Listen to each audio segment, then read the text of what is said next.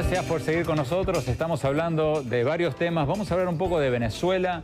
¿Qué va a pasar ahora que terminó el Mundial en Venezuela? Estas protestas estudiantiles y de grandes sectores de la sociedad venezolana que terminaron con por lo menos 43 muertos, centenares, sino miles de heridos y detenidos, ¿van a volver ahora que terminó esta pausa del Mundial o no? ¿O el gobierno del presidente Nicolás Maduro ha logrado capear el temporal? Vamos a preguntarle al embajador Diego Arria, uno de los más conocidos dirigentes opositores de Venezuela. Embajador Arria, ¿va a volver a calentarse a la calle en Venezuela ahora que pasó el Mundial o no?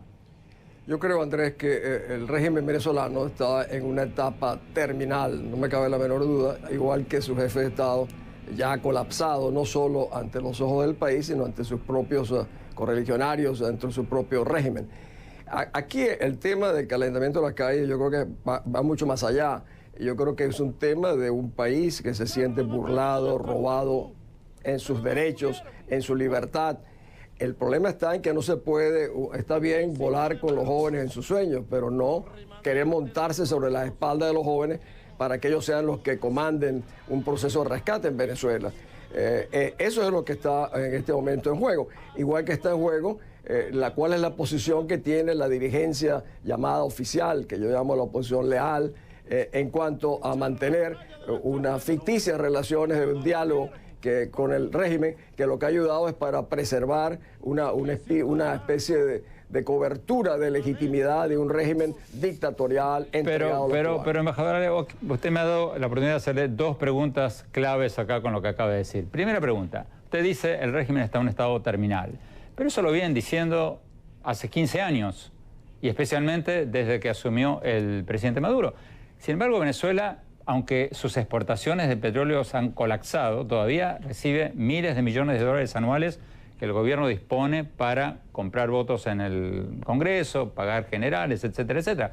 Y por otro lado, usted culpa a la dirigencia opositora de tener una actitud quizás demasiado moderada hacia el gobierno, pero ¿no están ustedes, los opositores más críticos, quebrando la oposición de Venezuela, que logró la mitad, si no más, de los votos en las últimas elecciones y por lo tanto haciéndole el mayor daño que podrían hacerle a la oposición en Venezuela? Fíjate, Andrés, nosotros más que una oposición tenemos mucha gente con posiciones y la suma de posiciones no han dado como resultado los votos que tú señalas, pero no es un esfuerzo realmente coordinado. Aquí hay una lucha entre los que creen que hay que rescatar la libertad y los que creen que hay que ir rescatando escaños en las asambleas legislativas, en las gobernaciones, en un largo proceso. Yo soy de los que no aspira a que con el colapso de la economía vaya a colapsar el régimen. Ya vemos el caso de Cuba, que sin petróleo tiene más de 50 años aguantando. No, cuando yo me refiero a la parte terminal, me refiero políticamente, internamente, está evidente que no solamente es un régimen manejado por los cubanos, sino manejado por los militares. Y los militares tienen un sentido de la dirección del viento mucho más profunda de la que lo tienen los jerarcas de ese régimen venezolano. Pero, embajador, déjeme volver a la segunda pregunta. La oposición venezolana, para mí por lo menos y para muchos que miramos desde afuera, ha logrado algo dificilísimo, algo casi increíble. En las últimas elecciones, a pesar de tener apenas un mínimo porcentaje del tiempo en televisión, a pesar de tener todas las trampas que habidas y por haber en las leyes en su contra, a pesar de todo, casi ganan o ganaron. Entonces, al decir lo que usted está diciendo, al criticar la dirigencia opositora, al dividirse la oposición, por lo menos mirándolo de afuera, la oposición no va a tener absolutamente ninguna posibilidad de llegar al gobierno si se divide, ¿o me equivoco? Andrés, lo que ganamos fuimos los venezolanos. Esa elección se ganó, de eso no hay la menor duda. Que luego no se haya querido reclamar es otro tema de discusión, seguramente en otras circunstancias.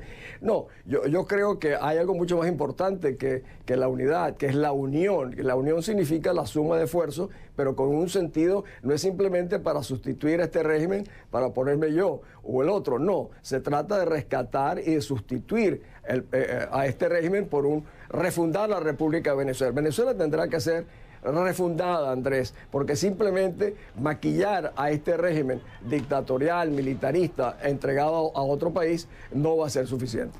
Pero, embajador Larrea, si en el año o 2 años que quedan, 2 años para las elecciones legislativas, ¿usted está en contra de participar en esa elección legislativa? Ese fue un error que cometió la oposición hace unos años y les costó carísimo. ¿No sería un error gravísimo no participar en esas elecciones? Bueno, curiosamente, en ese error que tú señalas, en esa oportunidad cuando hubo una abstención, con el 16% de los votos el régimen ganó la asamblea.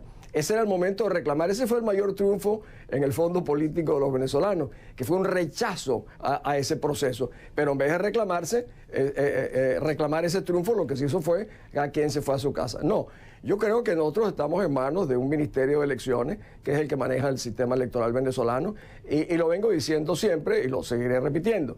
Estamos todavía, faltan casi 2 años para ese proceso, para que haya manifestaciones más precisas en esa materia, Andrés. Última pregunta, embajador Larrea. Usted fue acusado por el gobierno venezolano de magnicidio, haber querido intentar matar al presidente. ¿En qué terminó eso? Bueno, la segunda vez, cuando el presidente Chávez estaba, me acusaron de un intento de magnicidio porque yo dije que la espada de la justicia internacional pendía sobre la cabeza de Chávez. Y en el Congreso me dijeron, Arria está hablando de un puñal, como los japoneses. Dije, no, porque los japoneses cuando cometen harakiri lo hacen por un sistema de honor y el señor Chávez no tiene honor. Ahora me está acusando con un grupo de venezolanos de un inexistente intento de magnicidio, que por supuesto es una absoluta ridiculez. ¿Cómo saber que es una ridiculez, embajador Arria? Bueno, crearon unos correos electrónicos falsos dirigidos por un grupo de personas. A mí me copiaron, también falsamente, y el propio Google ha dicho que esos correos nunca existieron. O sea, es un magnicidio, un golpe de papel absolutamente inexistente. Un golpe de papel, esa es nueva. Muchas gracias, embajador Arria, muchas gracias, Beatriz Rangel, muchas gracias, doctor Fleischmann. Vamos a un corte y ya volvemos.